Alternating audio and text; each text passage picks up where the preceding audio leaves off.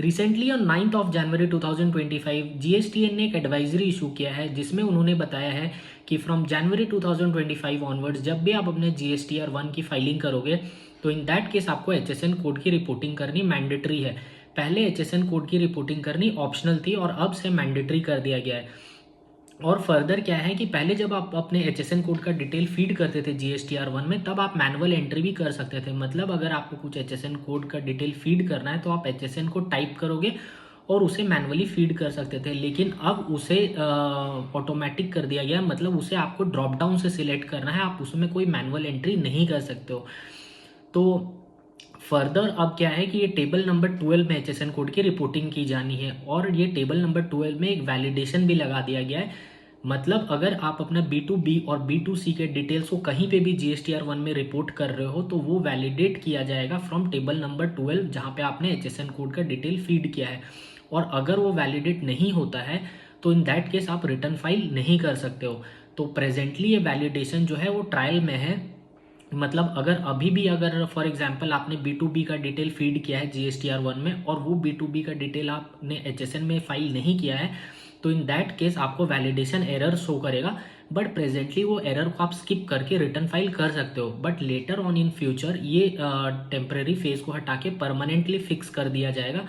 मतलब अगर आपका रिटर्न वैलिडेट नहीं होता है, मतलब B2B और B2C का डिटेल्स जहाँ पे भी आपने फाइल किया है जीएसटीआर 1 में वो अगर मैच नहीं होता है आपके टेबल नंबर 12 के साथ में तो इन दैट केस एक वैलिडेशन एरर रिफ्लेक्ट करेगा और आप अपना रिटर्न फाइल नहीं कर सकते। तीसरी चीज़ क्या कर दिया गया है कि पहले जब आप एचएसएन कोड की रिपोर्टिंग करते थे जीएसटीआर 1 में तो कॉन्सोलिडेटेड बेसिस पे की जाती थी, मतलब इंक्लूडिंग B2B और B2C। But presently table number 12 में दो पार्ट सेग्रीगेशन कर दिए गए हैं जो कि है B2B का सेपरेट, B2C का सेपरेट। मतलब आपको एचएसएन के लिए अब सेपरेट रिपोर्ट करनी होगी फॉर B2B अलग से और B2C के लिए अलग से। तो जो भी टैक्स पेयर अब रिक्वेस्टेड है कि जो भी अपना टैक्स इनवॉइस इशू कर रहे हैं उसमें एचएसएन कोड मतलब सही से मेंशन करें, क्योंकि अगर सही से एचएसएन कोड मेंशन होगा तो ही जाके वो रिपोर्टिंग सही हो सकती है।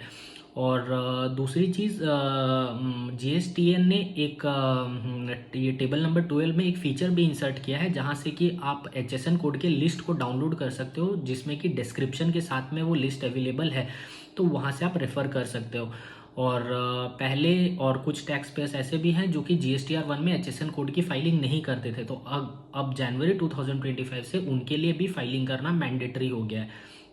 क्योंकि अगर आप एचएसएन की रिपोर्टिंग नहीं करोगे तो आप जीएसटीआर 1 की फाइलिंग नहीं कर सकते हो। तो जो भी टैक्स पेयर्स थे मेक श्योर कि आप अपने एचएसएन पे ध्यान दो और सही एचएसएन की रिपोर्टिंग करो। एंड दूसरी चीज़ ये एक बात और बता देता हूँ कि एचएसएन के बारे में थोड़ा सा डिस्कस कर लेते हैं कि जो भी टैक्स पेयर्स है जिनका aggregate annual turnover up to 5 crore है उन्हें 4 डिजिट एचएसएन कोड मेंशन करना मैंडेटरी है। और जो भी टैक्स पेयर है जिनका एग्रीगेट टर्नओवर जो है मोर देन 5 करोड़ है तो उनके लिए 6 डिजिट एचएसएन कोड मेंशन करना मैंडेटरी है। तो ये एचएसएन के अंदर में मेजर चेंजेस लाया गया है जो कि एप्लीकेबल हो गया है फ्रॉम जनवरी 2025 ऑनवर्ड्स। तो मेक श्योर कि you mention all the correct HSN in your tax invoices and that will help you to file your GSTR 1 correctly. Thank you.